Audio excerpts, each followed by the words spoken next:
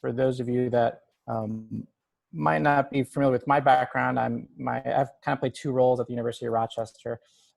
First, executive director of the Greene Center for Career Education, which serves all of arts, science, and engineering undergraduate and graduate students. And the other role I play is associate vice provost for career education initiatives for the university, and really kind of working to coordinate with all the schools on how we can support student career education across the university. So really thinking about these efforts in supporting students thinking about jobs, graduate schools, postdocs, working in industry, working in academia, and really grappling with some of those topics. And obviously right now with COVID-19, there's a lot of questions around what's happening around the job market. So I think what we're seeing right now, what we're monitoring in our office, and what I'm monitoring specifically is thinking about at least from the job and internship side of things. Many organizations are already moved to a virtual or remote process. So that some have moved their internships to virtual. Other organizations are thinking about, for full-time hires, moving their onboarding to virtual or pushing back start dates. Another group of organizations have canceled some of their summer experiences, including universities that might have had undergraduate research opportunities. And then there's this third group that I think is the one we're closely watching. And over the next few weeks, I think we're going to see some activity. They're evaluating the marketplace. They're evaluating where the trend lines are going in terms of social distancing and how the country and the world is responding to the pandemic. I think that will be a big determinant of what happens this summer and what happens with some full-time opportunities in the coming. Handshake, which is one of our technology partners that we work really closely with, they've reached out to employer partners that they have, and they said that 54% are still evaluating what some of their post-grad hiring options are going to be. So they're still really kind of taking this into consideration and looking at all the factors that influence this. And I think 23% of them employers have already indicated that they're going to make no changes to their plans for hiring. So there is some good news and sort of in the midst of some of the turmoil and disruption that's happening.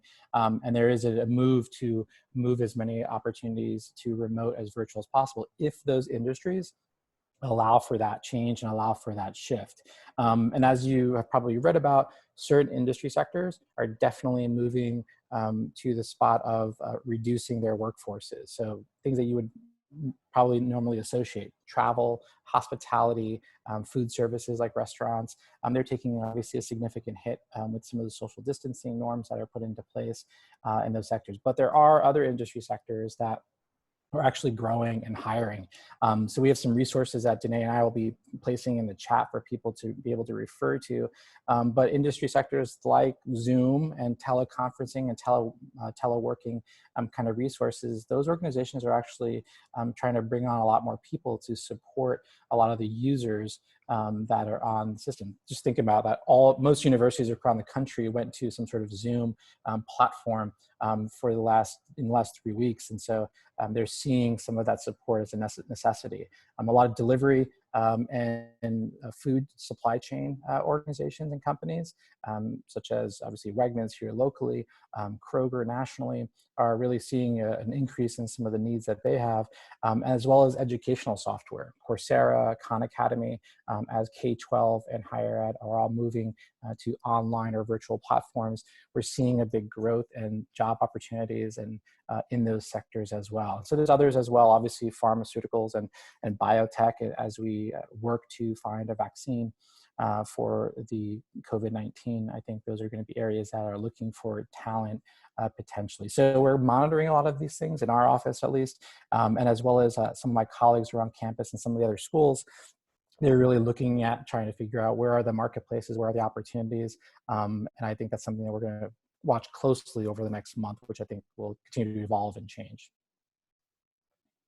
Great, thank you, Joe.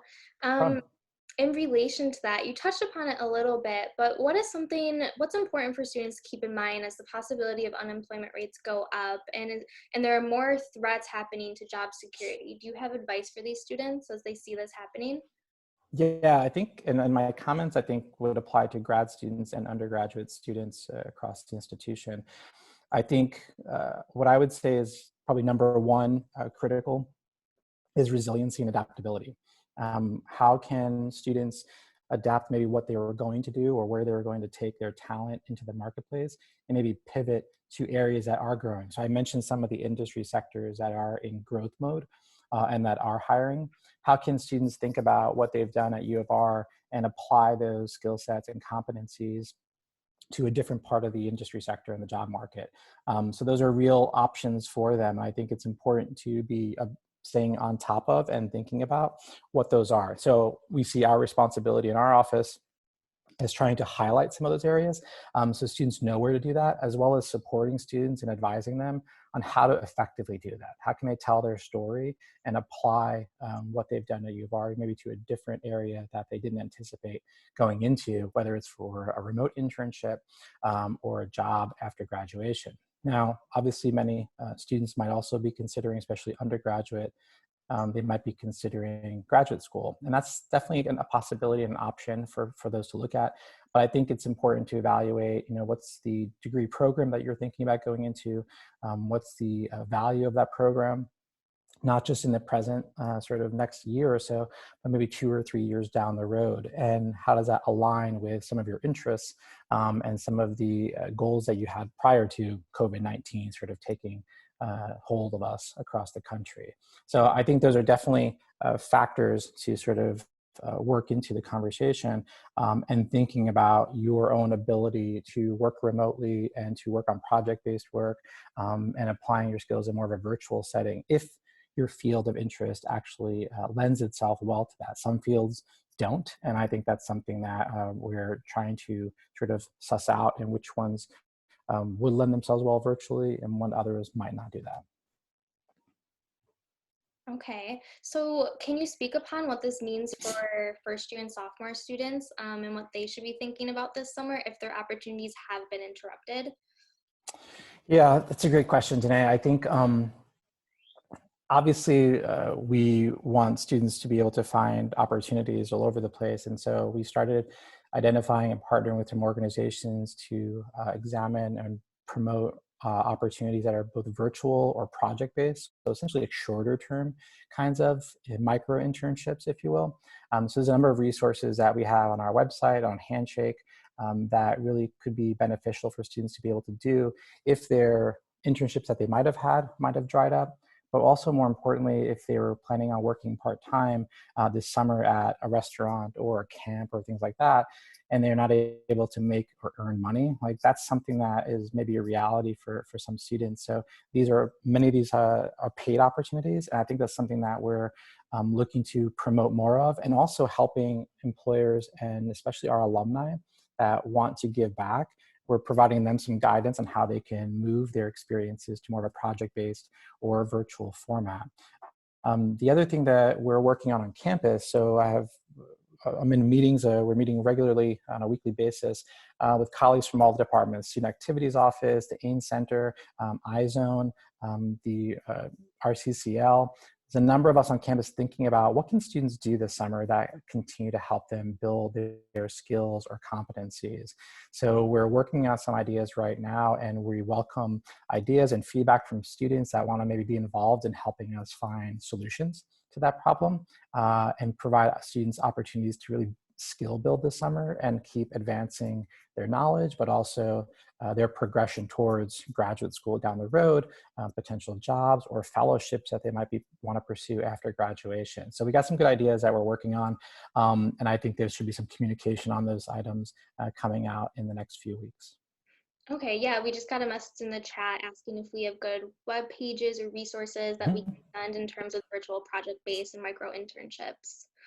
Yeah, I think Danae's been working hard on with a couple of other colleagues on our team to develop resources as well as highlight some key things that we've been vetting. So on our website, we've created a special COVID-19 section of our website that Danae can share out in the chat. So I encourage you to look at there. We're going to be updating it pretty much on a daily basis. We'll also be putting a lot of resources in our Handshake platform, which all students at the U of R have access to. But this is where we're going to be really working closely with different technology partners, alumni, and employers to craft opportunities, or at least highlight or showcase ones that Rochester students can take advantage of.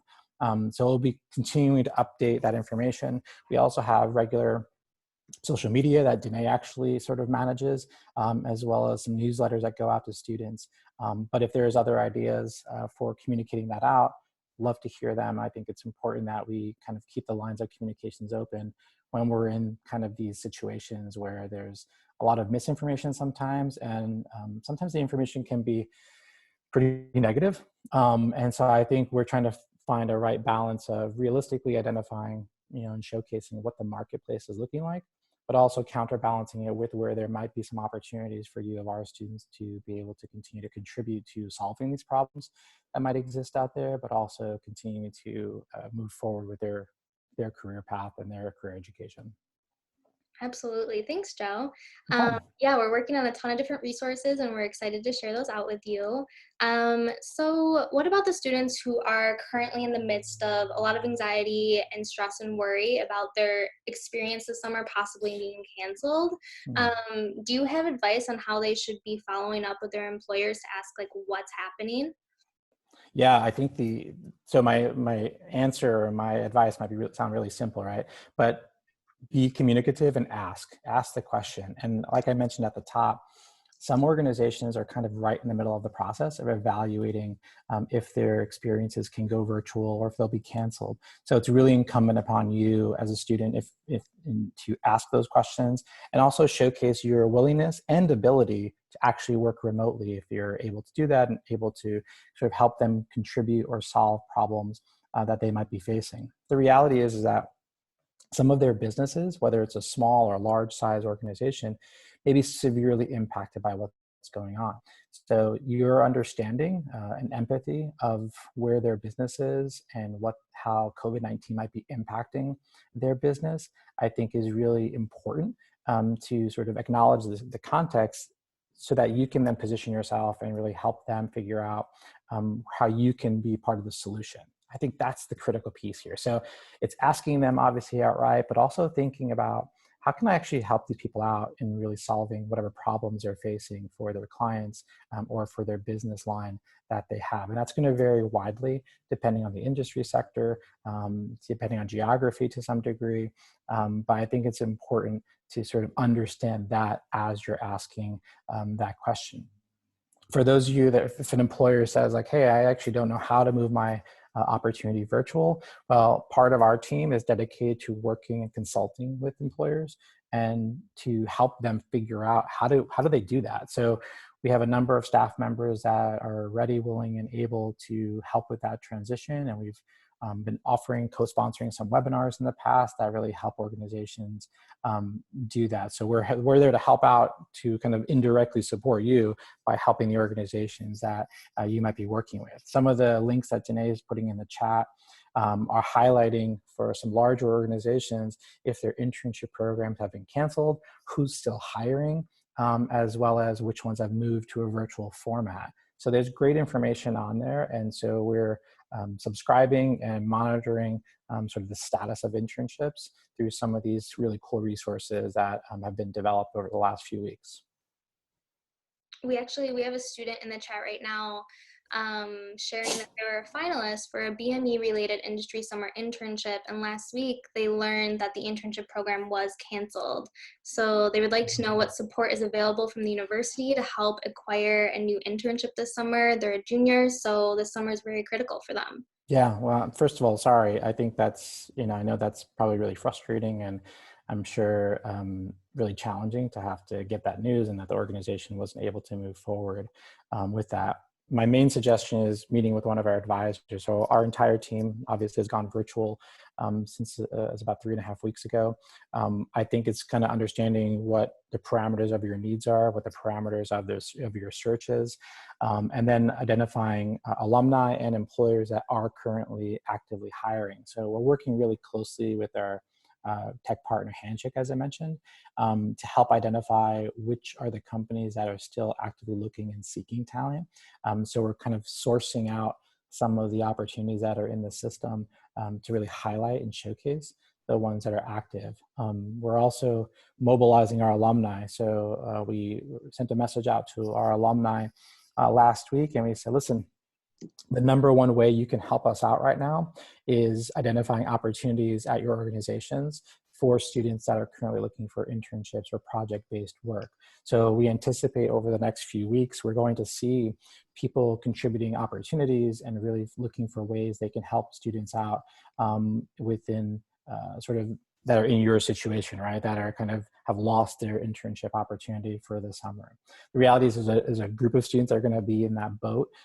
So I think it's something that we're going to be working really closely and kind of continue to develop new opportunities.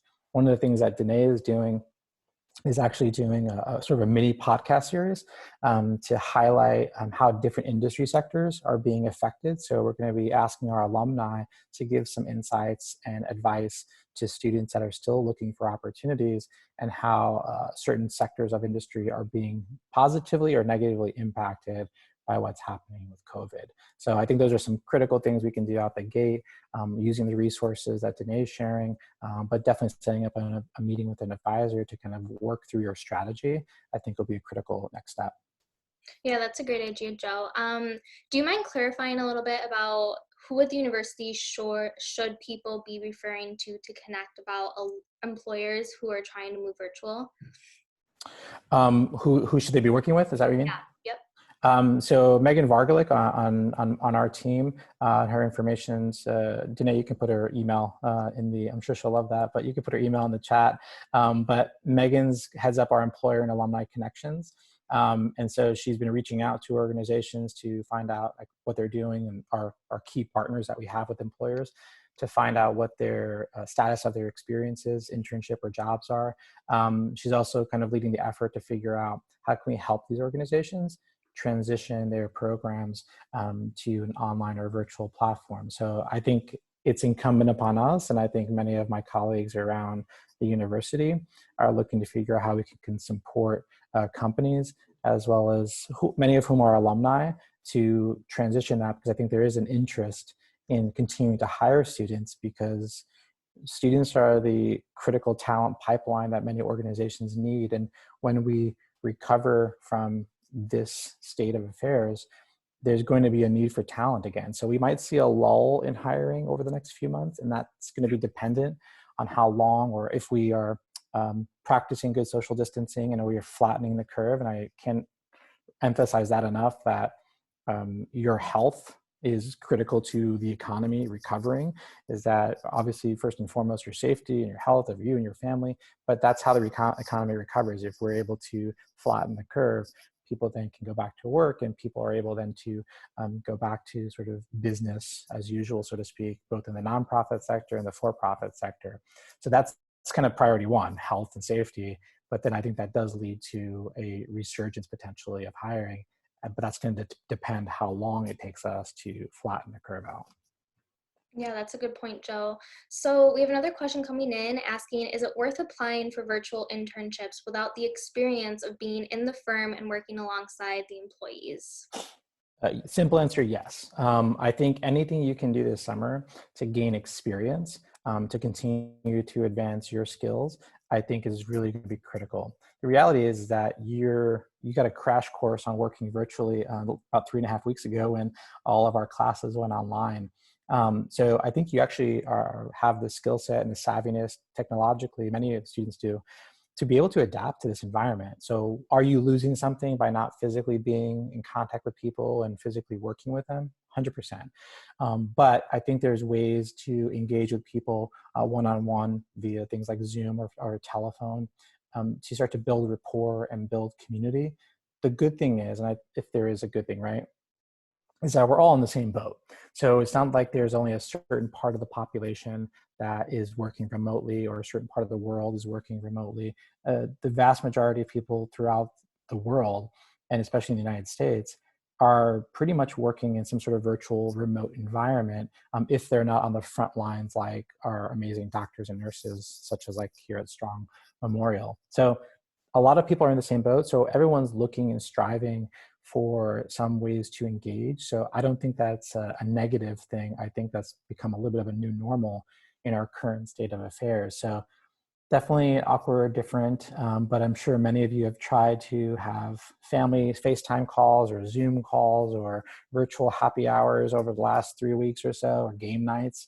And so I think that's something that's we're trying to figure out and adapt to. And I think doing a virtual internship kind of fits in that category, because I think people are trying to figure out how to give work to people and how to communicate. But I think at the end of the day, if we're able to do that work and you're able to do that work and contribute, 100%, I think it's a value add.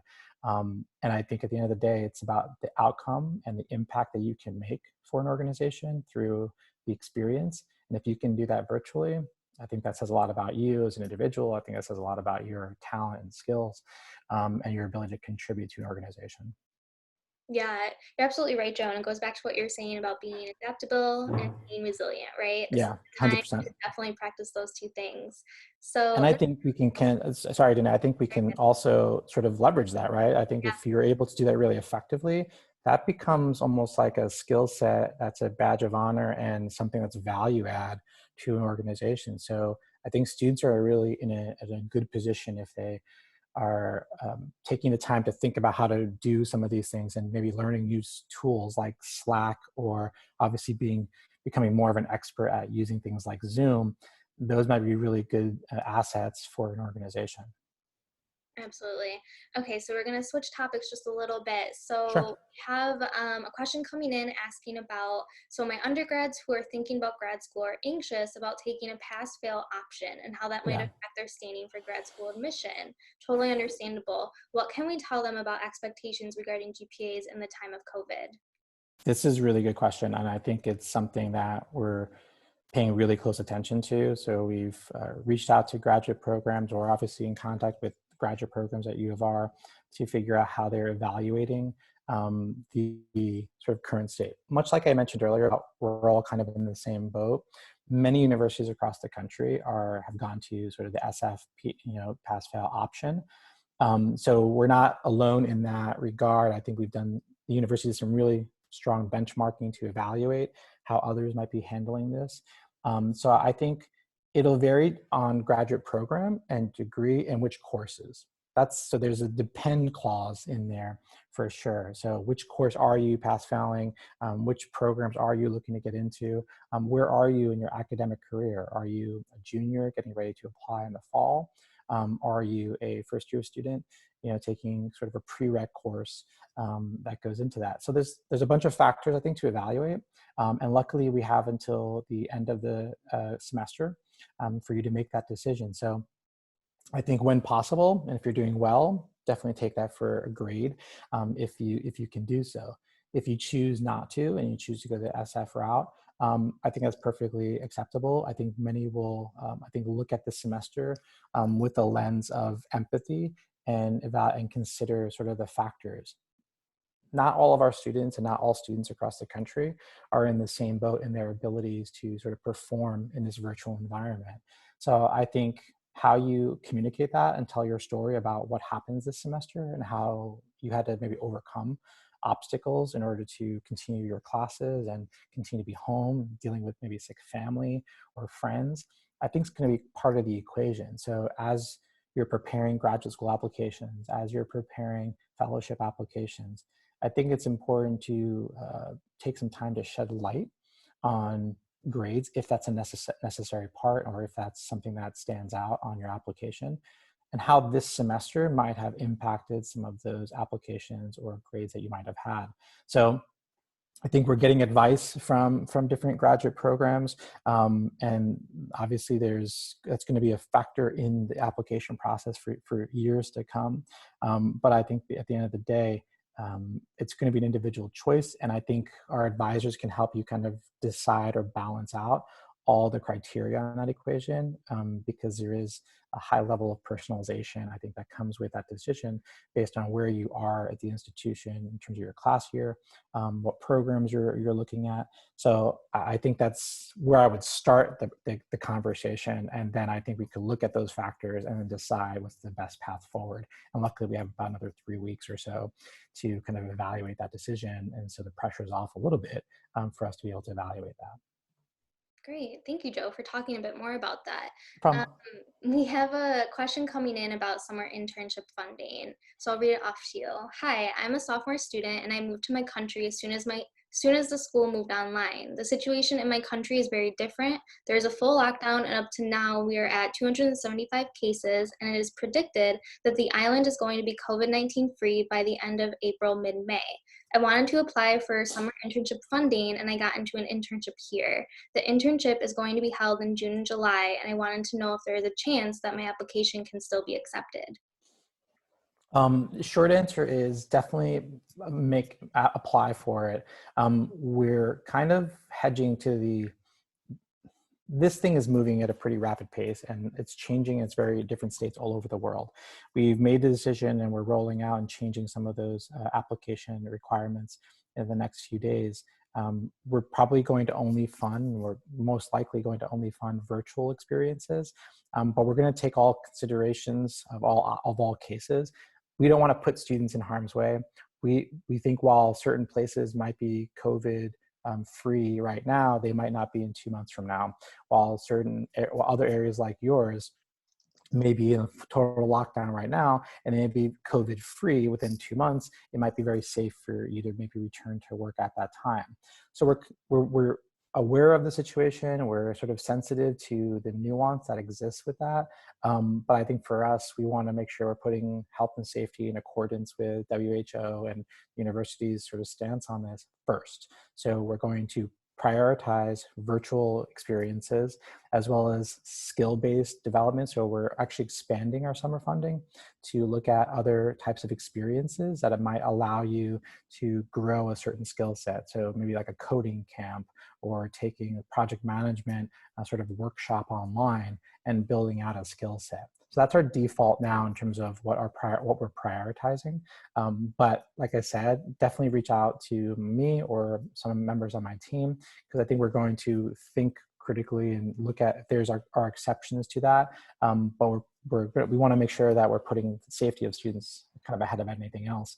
And it's hard for us to track sort of what the COVID situation is throughout the world and where it might be in a month from now. So I think those are the factors that we weighed into in terms of thinking about that decision.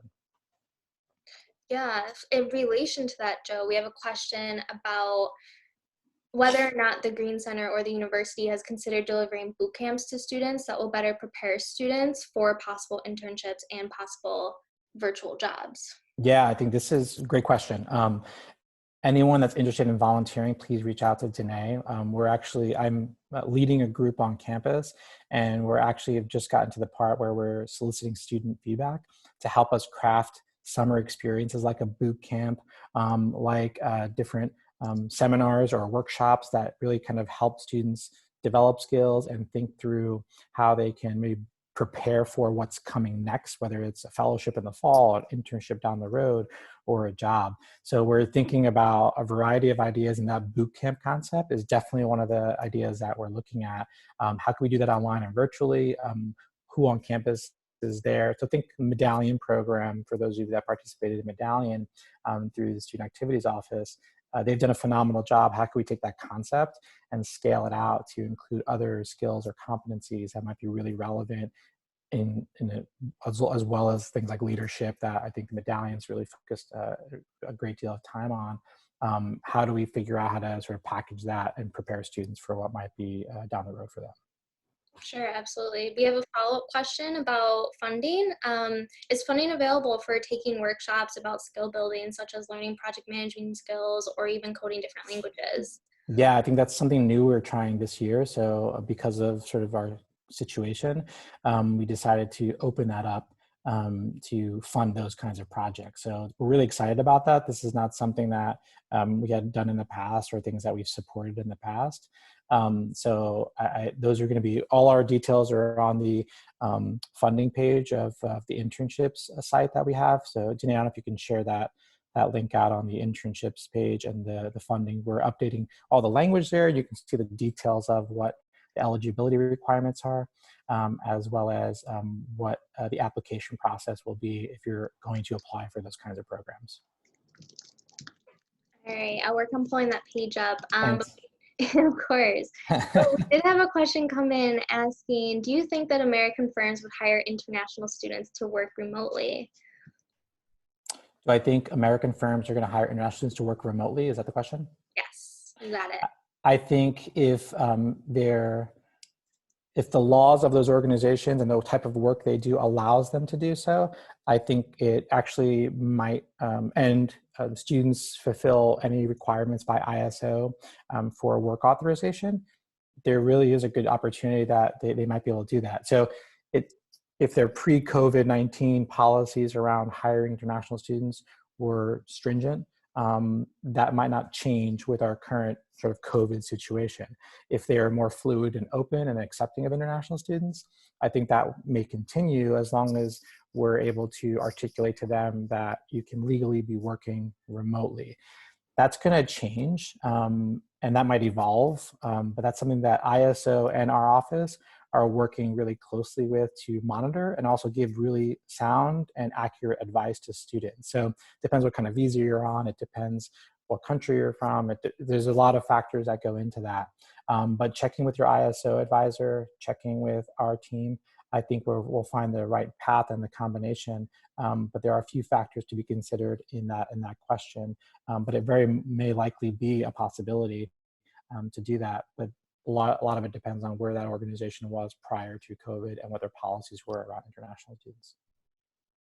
Great. Thank you for shedding some more light on that, Joe. So what about alumni, right? So what does this look like for Yeah. young alums and their jobs and how their jobs might be impacted? What advice or resources do you have for them? Good question. I think in 2008, I think when the Great Recession hit, I think there was definitely our young alums were in the crosshairs for a lot of potential job loss and transition. I'm really happy to say that our alumni relations office has really been building out resources for alumni to take advantage of. So between our office and the alumni relations office, there's a whole suite of resources and services that alumni have access to. So first and foremost, which I think is the most important thing, is we have our Melior Collective, which is our online community of alumni, students, faculty, and staff that I think is really critical in these times. I think so many alumni want to help and give back to U of R in a really significant way. And I think many see that opportunity to give back to other alumni, give back to current students. And so that network and that community and those relationships are really going to be critical at this time. So I think it's important that we lean into that. And we also take care of each other, so to speak, and find out how we can be supportive of each other. So even if you're a student or a young alum, reaching out to older alumni that have been in industry for a while and finding out how it's impacting them, I think is not about networking. It's about the relationship we have within the university community. So I think that's really an important sort of thing to take advantage of. Other resources, advising. So our office continues to offer advising to young alumni.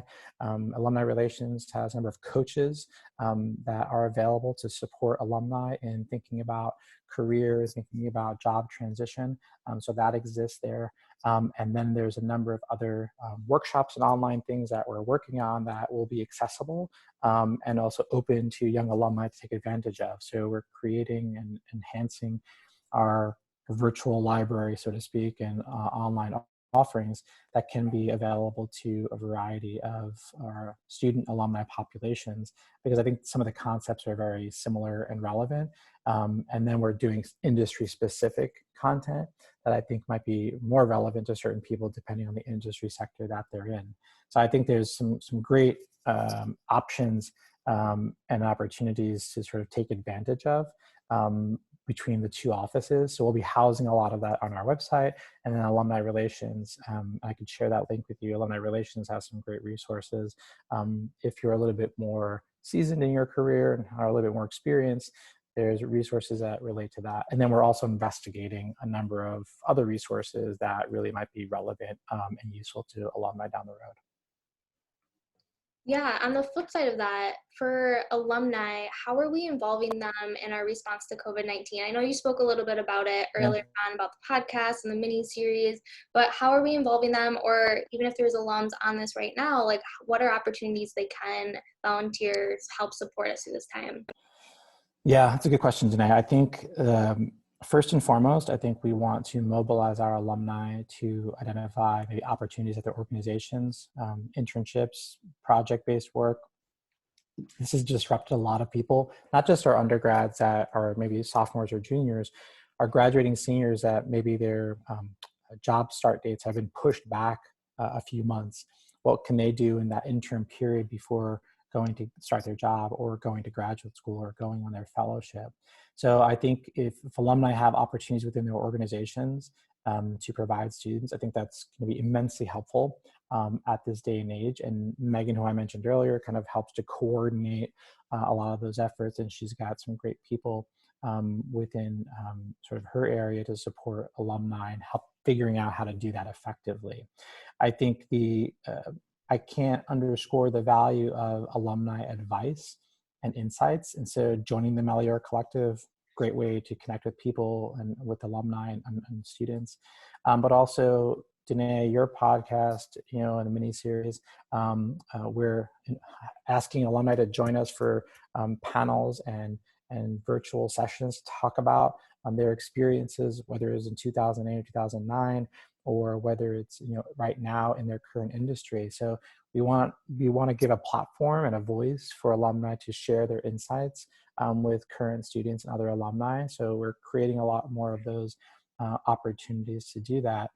Because your insights and experiences are super valuable to provide some, I think, comfort, for lack of a better term, really, to students about, hey, we'll get through this as long as we stick together as a community. We can sort of find the way forward. We can identify opportunities, and I think this is where the support and this is where I'm most proud to be part of the U of R community.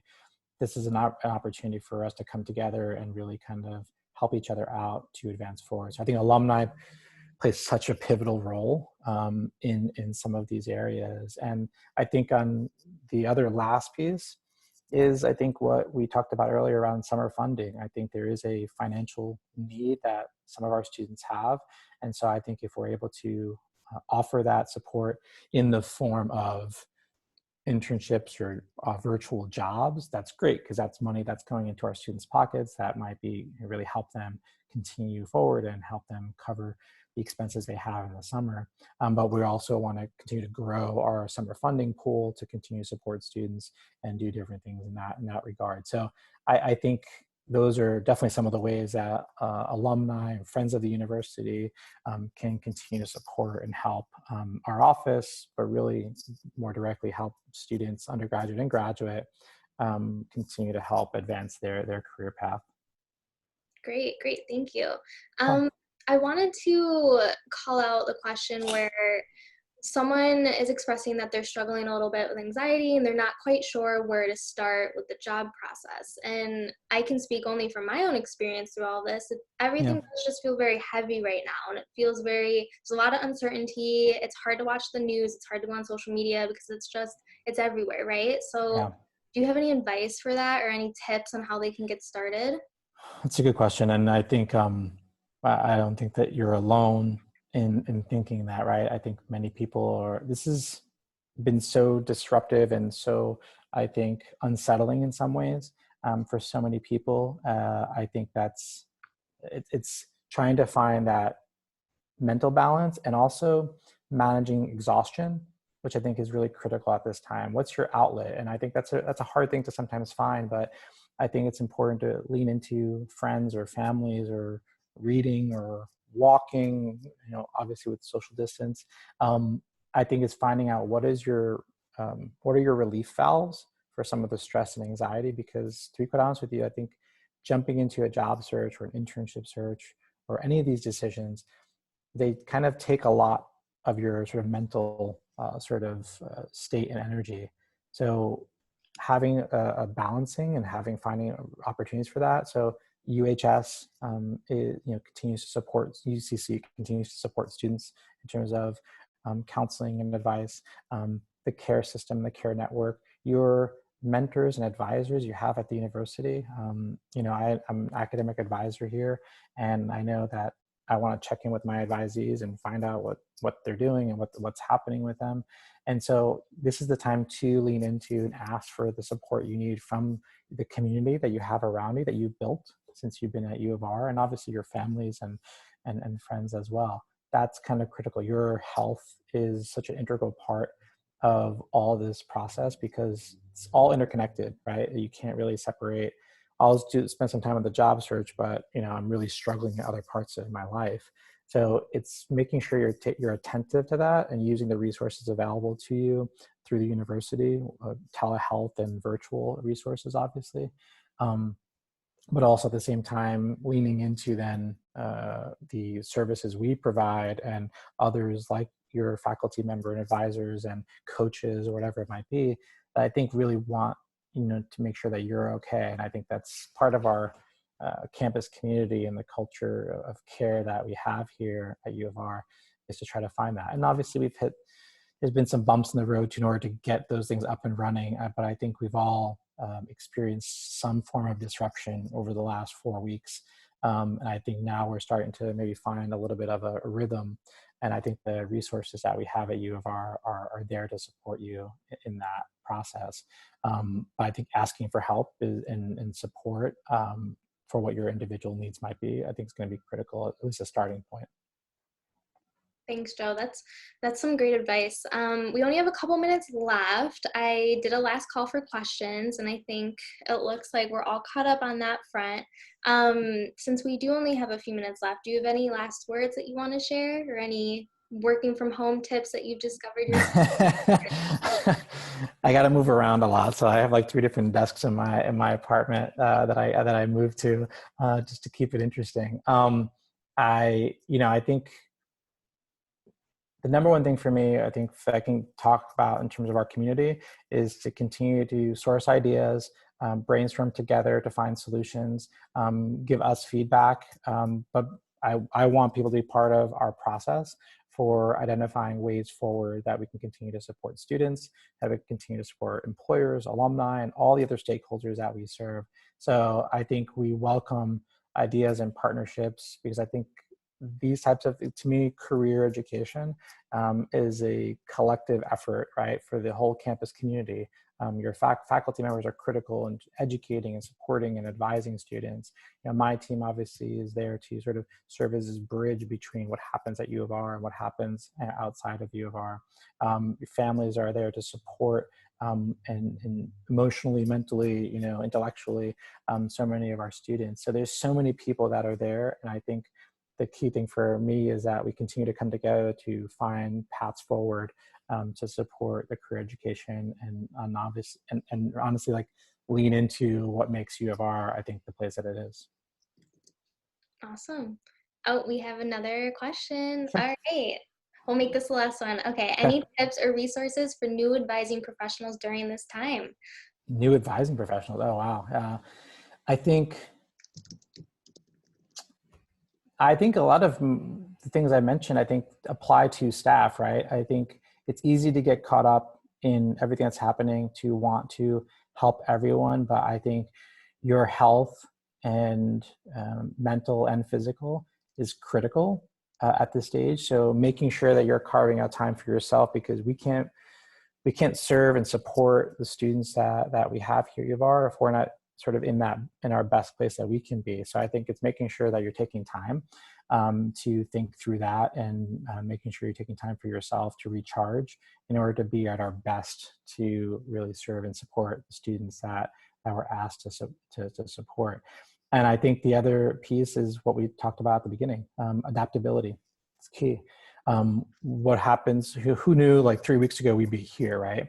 And so I think your ability to be adaptable to changing information and be a source of support and knowledge for students and to help them navigate a rapidly changing environment, I think is going to be so critical and at the core of a lot of what we as advisors can do to support students. So it's going to require us to be much more agile than maybe we were typically used to being. But I think that's going to be something important in order to best serve our community.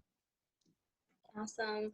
Well, thank you, Joe, and thank you to No everyone problem. who joined us today for these great questions. I know there's a lot of great information packed into all of this. So I want to put out that if anyone does want a recording to revisit some topics, please feel free to email me. My email is in the chat. I'm already going to be sending it out to a few individuals, so I do not mind sending it to you. This was great, and I would also love to Thanks, hear yeah. some feedback, Joe, from all of the people joining us, and if this was Absolutely. helpful, and maybe we'll plan a second one and go from there. Yeah, I think we're definitely interested in doing more of these if Yeah, if people feel they're valuable. So thanks for facilitating and coordinating everything. awesome. Thanks, guys. I hope you have a great rest of your day. Stay safe and healthy. All All right. Bye. right. Bye-bye.